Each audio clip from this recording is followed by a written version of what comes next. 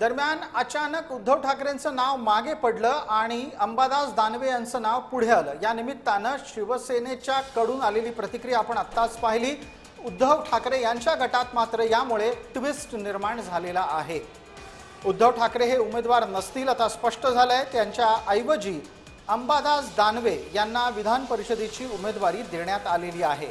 विशेष म्हणजे या सगळ्या घटनाक्रमावर काँग्रेस काय भूमिका घेते हे पाहणं महत्त्वाचं असेल। दरम्यान काँग्रेसही उमेदवार देऊ शकते असं आता सूत्रांच्या हवाल्यानं ताजं वृत्त आपल्यापर्यंत पोहोचतंय।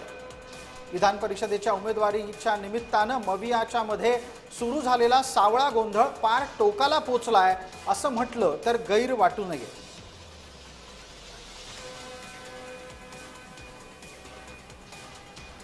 उद्धव ठाकरे साहेबांनी पक्षप्रमुखांनी निर्णय घेतलेला आहे की आमचे अंबादास दानवेजी हे विधान परिषदेवर जाणार आहेत।